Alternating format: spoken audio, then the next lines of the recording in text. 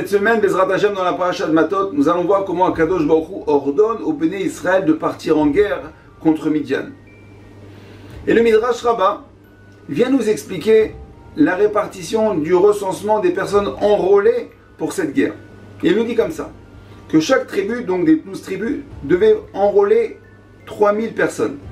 Et dans ces 3000 personnes, 1000 personnes partaient au front, 1000 soldats partaient au front, 1000 personnes devaient rester dans le camp pour garder les armes, et enfin 1000 autres personnes étaient là pour prier. Et le Midrash rajoute et explique que ces 1000 personnes qui priaient partaient avec le soldat au front. Sur ça, le Rav Yecheskel Levinstein, le Mashgiar de la célèbre yeshiva de Ponievitch, pose 3 questions. Il dit, ici, il s'agit d'une guerre de mitzvah, une guerre qui a été ordonnée par Akadosh Baruch Hu.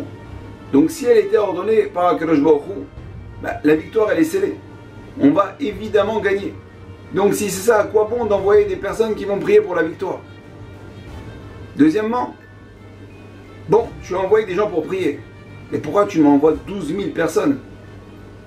On aurait pu se contenter d'un minyan, avec Moshe Rabbeinu en tant que Shaliach Tzibour. C'est largement suffisant. En plus de ça, troisième question, c'est 12 000 personnes que tu m'envoies. Tu les envoies au front. Laisse-les tranquillement dans un Beth Knesset, dans un Beth Midrash, dans une synagogue. Ils peuvent tranquillement là-bas prier. Pourquoi les envoyer au front?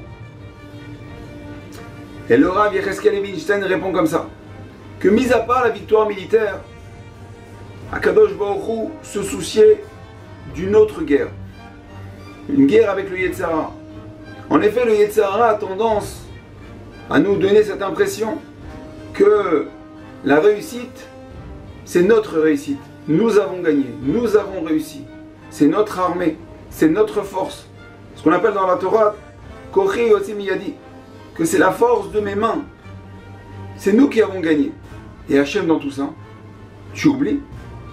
Et donc là, on avait peur de cette défaite-là. La défaite de mettre Chas Veshalom Akadosh Baruch Hu de côté. Donc c'est pour ça que la Torah ordonne d'avec le soldat sur le front, de prendre avec lui l'autre juif qui va prier. Imaginez dans le tank, il y a le soldat, d'accord, qui cherche à viser, qui cherche à envoyer, et à côté de lui, pas 1000 km, pas 500 km où il sait qu'il y a un autre juif qui va prier pour lui. Non, non, à côté de lui, dans le tank, il a sa place, un juif avec un sefer de Télim, avec une Gemara, en train de prier, en train d'étudier. Il a les tfini, il a le talit. Donc l'autre il tire vers l'ennemi et l'autre il tire vers Hachem. Il prie à Kadosh Baruch Hu. Donc automatiquement, si le soldat qui vit 24 heures sur 24 avec un homme qui est d'avou, qui est collé à Hachem, donc il va comprendre que la victoire, elle est non pas que grâce à lui. Lui, il n'avait que, en fin de compte, l'outil, l'accessoire d'Hachem. Et il va comprendre que la victoire, elle est uniquement par la volonté d'Akadosh Baruch Hu et grâce à la tfila.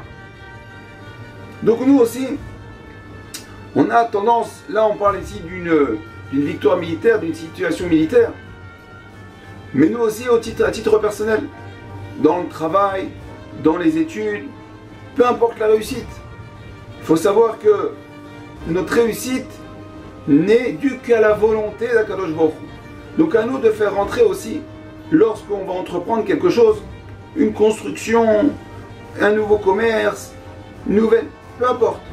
Savoir qu'il faut prier avant, pendant et après. Ne jamais détacher à Akadosh Baruch Hu de nos projets. Dans toute situation, savoir que si nous allons réussir, et même si parfois nous n'allons pas réussir, ce n'est que par la volonté d'Akadosh Baruch Hu. Alors je vous souhaite Shabbat Shalom et à très bientôt.